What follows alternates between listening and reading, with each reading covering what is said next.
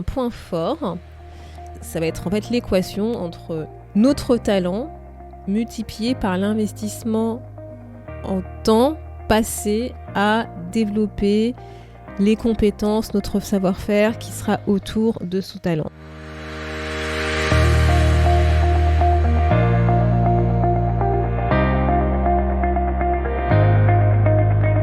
Bonjour à tous et à toutes, vous êtes sur le podcast Le quart d'heure d'Inspire Action. Moi c'est Wefa, votre coach en transformation de vie. Chaque semaine, retrouvez dans ce podcast des outils pour développer votre self-awareness, des actions à réaliser pour démarrer votre transformation, ainsi que des témoignages de personnes comme vous et moi qui ont décidé de devenir l'architecte de leur vie. Alors, installez-vous tranquillement et prenez de quoi écrire. Hello à toi et j'espère que tu vas bien. Et bienvenue dans cet épisode numéro 30 où nous reprenons notre route pour découvrir, approfondir les talents. Donc dans l'épisode d'aujourd'hui, ce qu'on va voir, en fait je vais faire un focus sur ce qu'on appelle un point fort. En fait cet épisode m'a été inspiré par un bouquin que j'ai lu qui s'appelle, peut-être que tu connais en fait, qui s'appelle StrengthsFinder et en français c'est Découvrez vos points forts avec le test Clifton Strength, je vais y arriver. Et donc voilà, en fait je voulais faire vraiment un focus sur ce qu'on appelle nos points forts. Et pourquoi ça ? En fait tout simplement, tu vois, je vais te citer les premières phrases du bouquin. Moi, clairement, qui m'ont parlé quand j'ai ouvert ce bouquin. Alors à la base, je l'avais lu en anglais, donc je l'ai racheté en français cette année. Et donc en fait, ce qui est écrit dans ce bouquin, dans l'introduction, c'est que il y a marqué, donc nous avions découvert que les gens ont un potentiel de croissance incroyablement plus important lorsqu'ils investissent leur énergie dans le développement de leurs points forts et lorsqu'ils s'efforcent de pallier leur insuffisance. Et donc ça, en fait, ça m'a complètement parlé. Et donc je me suis dit, Wefa, écoute, dans ta saga sur les talents, tu vas faire un focus sur ce bouquin. Et donc en fait, ce que je vais te parler aujourd'hui, justement, c'est des points forts. C'est quoi un point fort ? Pourquoi c'est important ? Et je vais te parler rapidement de ce test de Gallup, justement, StrengthsFinder, qui a été renommé Clifton Strengths. Donc voilà en gros ce qu'on va voir pour cet épisode et donc j'espère que ça va t'intéresser. En fait, pourquoi justement ce sujet des points forts m'intéresse, c'est parce qu'on a tendance à se focaliser trop, à mon sens en tout cas, sur nos faiblesses et sur nos défauts. Et je sais pas si tu te souviens de l'épisode où j'en parlais, c'est que c'est plus facile en fait de dire, de parler, d'expliquer de nos défauts que nos points forts, nos qualités et nos talents. Et je pense en fait que c'est culturel. Si tu y penses, en fait, on a tendance à plus facilement féliciter quelqu'un qui se sera donné à fond, qui aura fait des efforts, qui se sera surpassé pour pouvoir atteindre un objectif. Donc, cette personne n'avait pas forcément les compétences, les talents, les qualités pour pouvoir atteindre cet objectif, mais elle a tout donné, elle s'est donnée à fond pour atteindre. Et donc là, on va dire, putain, mais c'est super, c'est génial, t'as réussi, t'y es arrivé, tu sais remonter, t'as surmonté un challenge, un effort, etc. Alors que quelqu'un qui va utiliser ses talents naturels pour faire quelque chose et qui va aussi réussir, mais qui va pas forcément démontrer cet effort, tu vois, la sueur qu'on va voir, on va lui dire, en fait, pour toi, c'était facile, c'est bien, mais c'était facile, quoi. Et donc voilà, et vraiment, je pense que c'est culturel, parce que quand tu y penses, en entreprise, donc notamment si tu travailles en entreprise, quand tu vois les fameux évaluations annuelles, on doit faire le point sur l'année, ce qui s'est bien passé, ce qui s'est moins bien passé, etc. Et généralement, il y a une partie qu'on va appeler plan de développement personnel, plan de performance, etc., etc. Et tu vas identifier, en fait, avec ton manager, tu vas identifier des points forts, que tu as, des compétences que tu as qui sont super, et tu vas aussi identifier des points d'amélioration, et c'est généralement sur ces points d'amélioration qu'on va te proposer des formations. C'est très rare en fait qu'on va te proposer de développer, de renforcer en fait un point fort, un talent, une compétence que tu as et dont tu excelles, parce que on considère que comme tu l'as et que tu la maîtrises, voilà, c'est bon, et que par contre, il faut que tu te focalises pour pouvoir réduire l'écart que tu as sur les points d'amélioration que tu dois faire. Tu vois, et quand tu y repenses, je vais te redonner un troisième exemple. à l'école, si tu te souviens, ou d'ailleurs si tu as des enfants, peut-être que ça te parle ce que je vais te dire. Quand un enfant a des bonnes notes, on va lui dire ok, c'est super, c'est génial, mais quand un enfant va aussi avoir des mauvaises notes, on aura tendance à plus passer notre temps à essayer de comprendre pourquoi l'enfant a eu des mauvaises notes, comment l'enfant peut faire pour améliorer cette note pour pas que ça se reproduise, etc. Et en fait, quand tu regardes à temps, si tu compares le temps qu'on passe à féliciter des personnes, un enfant qui a des super notes, et à mettre notre focus sur les mauvaises notes de cet enfant, on a généralement tendance plutôt à se focaliser sur les mauvaises notes et essayer de comprendre le pourquoi, de comment, de résoudre le problème. Parce qu'en fait, c'est culturel, effectivement, à l'école, on nous demande d'être bon partout. Et tu vois, et notamment si on revient justement dans ce monde professionnel qu'on est aujourd'hui en étant adulte, et notamment c'est ce que nous dit Moulquin, et je suis tout à fait d'accord. En fait, notre épanouissement, en fait, dans le monde professionnel, dans le monde du travail, va passer, entre autres, par le fait que en fait, qu'on utilise nos points forts, qu'on peut démontrer qui on est, notre unicité, notamment les talents et nos points forts font partie de cet être, de qui on est, de notre personnalité, de nos atouts. Quand on les utilise et quand on excelle et quand on réussit à faire quelque chose de super, on est fier de soi, on est super content. On a vraiment l'impression d'avoir une réussite personnelle, une sorte d'accomplissement parce qu'on a réussi à utiliser un truc qui était à nous. Et parfois, on ne se rend pas forcément compte que c'est un point fort d'ailleurs en nous, mais ça nous rend super... On est super content, quoi, en fait. On est super content, on est fier de soi, on se dit, on a réussi. Enfin, en tout cas, moi, c'est ce que je ressens quand je suis dans ces instants-là. Tu vois, j'ai l'impression vraiment d'être connectée, d'avoir utilisé ce que j'avais en moi, mon potentiel. Et d'ailleurs, tu vois, je vais te partager un exemple justement de ce potentiel, c'est que c'est une des clientes que j'ai reçues dans un coaching. En fait, elle était venue me voir parce que, en fait, elle sait qu'elle a un potentiel, elle sait qu'il y a un truc en elle, elle sait qu'elle l'a pas forcément atteint. Et donc, en fait, elle veut creuser ce truc qu'elle a identifié, mais elle n'est pas trop sûre de comment l'utiliser.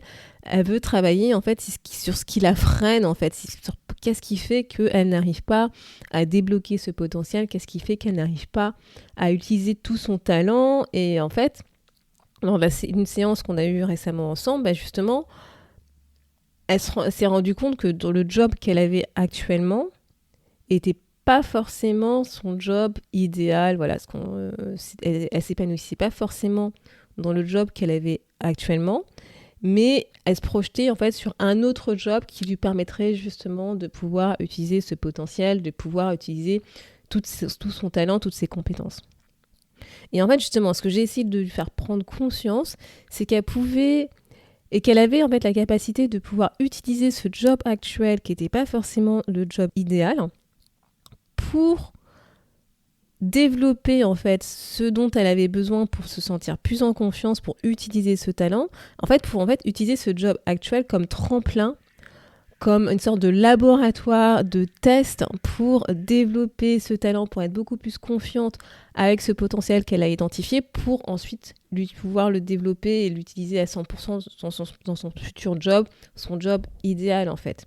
Et en fait, ce que tu as en tête, c'est que si tu n'as pas conscience de tes points forts, de tes talents, on verra la différence tout à l'heure, tu peux ne pas te sentir épanoui dans ton job parce que tu ne peux pas prendre conscience de comment tu peux utiliser ton job actuel, même si c'est pas ton job idéal, pour justement renforcer ses talents, pour renforcer ses points forts, dans une optique d'obtenir un autre job qui sera beaucoup plus aligné avec qui tu es, avec tes valeurs, avec tes talents, avec tes points forts. Réfléchis justement à ça 5 minutes. Si jamais t'as du mal en fait à te lever le matin pour aller au boulot, si jamais, je sais pas, si tes relations avec tes collègues sont pas tip-top, si en fait tu ne fais que parler négativement de ta boîte en fait avec tes potes, réfléchis à ça, à cette question. exploites-tu ton potentiel dans ce job actuel ? Voilà. Quel est ton niveau de confiance en toi vis-à-vis de tes talents, de tes points forts aujourd'hui dans ce job qui clairement te donne pas envie de te lever le matin et en gros c'est pas super. Qu'est-ce qui fait que justement c'est pas super aujourd'hui ?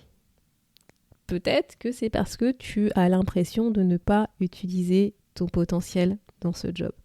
Et donc petite question bonus, qu'est-ce que tu pourrais faire, sur quelle activité, sur telle petite tâche de ton job actuel, tu pourrais justement utiliser tes talents pour les entretenir en fait en vue d'une autre mission, d'un autre job, d'un autre poste, etc. etc. Bref. Je vais te faire un focus en fait, justement cette notion de point fort, de talent, c'est quoi la différence, etc. Donc en gros, ce que je te disais, c'est que cet épisode notamment m'a été inspiré par un bouquin qui a été écrit par quelqu'un en fait qui bosse chez Gallup, l'Institut Gallup, qui en fait c'est un institut qui a fait plein d'interviews. Voilà, je vais te passer l'historique du pourquoi, du comment. Si ça t'intéresse, en fait, je mettrai plus d'infos dans l'article qui est lié à cet épisode que tu pourras retrouver à l'adresse wefabagidi.com/podcast-30. Et en fait, en gros, cet institut, après différentes recherches, interviews, analyses autour des talents, du potentiel, etc., a identifié une sorte de 34 thèmes qui classifient en fait les différents talents qu'ils ont pu identifier auprès de milliers de personnes. Voilà. Et en fait, voilà, ce qu'ils ont pu observer grâce à toute cette analyse, bon déjà, effectivement, c'est quelque chose que je te dis, et moi je suis tout à fait alignée avec ça, c'est que les talents font partie, en fait, de notre personnalité. En fait, les talents ont tendance à très peu varier, en fait, au fil de temps. Et moi, en tout cas, c'est ce en quoi je crois, c'est que nos talents reflètent une partie de nos valeurs, ou nos valeurs reflètent une partie de nos talents. Voilà, je ne suis pas encore au clair sur ce point, mais en gros, voilà, je sais que pour moi, cette partie talents et valeurs sont fortement liées. Et en gros, en fait, un point fort, ça va être en fait l'équation entre notre talent multiplié par l'investissement en temps passé à développer les compétences, notre savoir-faire qui sera autour de ce talent. Et en fait, en faisant ça, ça va devenir un de nos points forts. Je ne sais pas si tu te souviens, mais dans l'épisode 26, je t'avais dit qu'on peut avoir un talent, un potentiel, mais qui n'est pas forcément utilisé. Donc, on a ce talent, mais on ne l'utilise pas forcément dans notre quotidien. En fait, en gros, un point fort, c'est qu'on a pris conscience de ce talent et on a investi à développer, à renforcer ce talent en temps, en apprentissage, etc., etc. Et en fait, c'est vrai que les compétences acquises, on peut facilement les identifier parce qu'on les a apprises de manière consciente. Mais nos talents, c'est pas forcément conscient parce que notamment les talents innés, c'est quelque chose qu'on a en nous mais qu'on n'a pas forcément conscience. Et pour nous, on considère que c'est normal, etc. Et le point fort, en fait, c'est de prendre conscience de ce talent-là et vraiment de le travailler pour en faire une force, un point fort. Voilà. Donc, là, je te parle beaucoup des points forts, mais bien entendu, c'est aussi important d'identifier nos points faibles. Alors, on va appeler points d'effort, plein d'amélioration, ce que tu veux, mais en gros, voilà, c'est un point faible. Mais voilà, c'est important, en fait, de l'identifier pour moi, parce qu'effectivement, ça peut déjà t'éviter des désillusions, parce que tu peux essayer de tramer dans un truc, et si c'est pas ton point fort, c'est vrai que ça va être beaucoup plus difficile. Et en avoir conscience, en fait, ça va te faire prendre conscience qu'il va falloir doubler, tripler, quadrupler ton investissement en temps, en apprentissage pour pouvoir maîtriser ce point faible, si jamais tu veux le développer et si tu veux pouvoir l'améliorer. Après, tu peux également avoir conscience de ce point faible, ce point d'effort. Tu peux aussi utiliser d'autres solutions. Par exemple, si tu identifies son point faible, tu peux regarder par rapport à tes activités professionnelles si tu peux faire autrement, si éventuellement tu peux éviter les activités qui sont liées à ce point faible, si éventuellement tu peux utiliser un de tes talents pour pouvoir faire autrement, trouver d'autres solutions pour pouvoir faire l'activité qui est rattachée à ce point faible, voir si tu peux complètement déléguer la tâche à quelqu'un qui pour le coup lui a ce point fort. Ouais, le test Gallup, le Strengths Finder te permet, alors excuse-moi, c'est pas Strengths Finder, ça a été renommé, c'est Clifton Strengths. En fait, ce test te permet d'identifier tes 100 thèmes de talent. Rappelle-toi ce que je te dis et que je te le redis, c'est que bien qu'on n'aime pas être mis dans les cases, on adore les tests. Et donc en fait, voilà, cet institut Gallup propose ce test. Et en gros, tu vas identifier en fait des thèmes dominants de tes talents. Pour autant, c'est vraiment que des tendances et thématiques. C'est-à-dire que chaque personne étant unique, ton talent va s'exprimer par rapport à ta personnalité et sera aussi en quelque sorte unique, mais tu vas connaître la couleur, on va dire, de ton talent. Si ton talent est plutôt dans le côté relationnel, si c'est plutôt dans le côté apprentissage, etc. Et donc voilà, vraiment l'objectif de ce test, c'est d'identifier des domaines où tu as un potentiel, le plus important pour pouvoir ensuite utiliser ça et développer ton point fort. Donc n'hésite pas, encore une fois, à lire l'article qui est lié à cet épisode où je détaille un peu plus, notamment les 34 thèmes qui sont liés à ce test. Donc voilà, donc après t'avoir parlé de plein de trucs autour des points forts, etc., en gros, ce que je veux que tu retiennes de cet épisode, c'est que donc déjà, on a tous des points forts, voilà, ça c'est dit, c'est comme les talents, puisque comme le point fort découle justement de nos talents. Non, en fait, ce que je veux que tu retiennes en fait de cet épisode, c'est qu'une fois que tu as identifié tes talents, ça suffit pas. Il faut aussi que déjà, certes, t'en prennes conscience, mais aussi que tu décides si tu souhaites ou pas investir dans ce talent, si tu souhaites ou pas développer, renforcer, utiliser ce talent dans ton quotidien. Et si c'est le cas, ça veut dire qu'effectivement, il va falloir que tu investisses du temps, il va falloir que tu investisses dans l'apprentissage, dans l'expérimentation, dans les expériences, dans les tests, etc. pour pouvoir justement développer ce talent et le transformer en une force en toi, en un point fort en toi.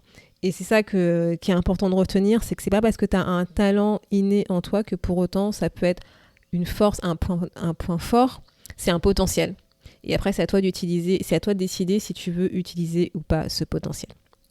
Donc, le challenge de cette semaine, encore une fois, si tu l'acceptes, c'est que je voudrais que, à partir de 3 talents que tu as identifiés, et notamment, tu as dû pouvoir en identifier 3 si tu as suivi les épisodes précédents de cette saga. Bref, à partir de 3 talents, je voudrais en fait que tu réfléchisses à quel est le niveau d'investissement que tu as aujourd'hui par rapport à ces 3 talents. Donc en gros, c'est est-ce que tu as transformé ces talents en points forts. Je voudrais aussi que tu réfléchisses à quel pourrait être le côté, on va dire, négatif de ce talent. Donc en fait, un talent, c'est comme une valeur, c'est-à-dire que en force stress, tu peux avoir aussi un côté, ce talent peut se retourner contre toi. Et donc, je voudrais que tu réfléchisses à quel pourrait être le côté négatif de trop utiliser ce talent, de l'utiliser vraiment dans son excès le plus possible. Je vais te donner un exemple. Si par exemple, tu as un talent qui est plutôt dans l'organisation, donc tu aimes bien organiser les choses, l'excès de ce talent, ça pourrait être que tu es ultra dans le contrôle parce que tu peux absolument que les choses se fassent exactement comme tu veux, comme tu l'as décrit, comme tu l'as organisé. Tu vois, c'est dans ce sens-là que je voudrais que tu réfléchisses à ça. Et parmi ces 3 talents, je voudrais que tu réfléchisses à quel est le talent que tu souhaiterais vraiment transformer en point fort, où tu souhaiterais vraiment mettre ton focus et développer pour que ce soit ta force, en fait, que des gens te connaissent et te reconnaissent à travers ce talent, cette force. Voilà. Donc pour cet exercice, ce challenge, n'hésite pas à te rendre à l'adresse wefabagidi/podcast-30 où tu pourras récupérer la fiche challenge qui est associée à cet épisode et où tu pourras justement faire les exercices que je te propose. Donc voilà, donc j'espère que cet exercice t'a plu et t'a permis de mieux comprendre comment transformer un talent en point fort, en fait. En gros, c'est ce que j'ai essayé de t'expliquer. La semaine prochaine, nous continuerons encore notre saga sur les talents, où je te proposerai en fait de découvrir une autre méthode de comment tu peux faire pour identifier tes talents si tu n'as toujours pas identifié au moins 3 talents. Merci d'avoir écouté le podcast Le quart d'heure d'Inspire Action. Et surtout, n'oublie pas, ce podcast est fait pour toi, pour t'inspirer à passer à l'action maintenant pour changer ta vie. À la semaine prochaine pour un nouvel épisode.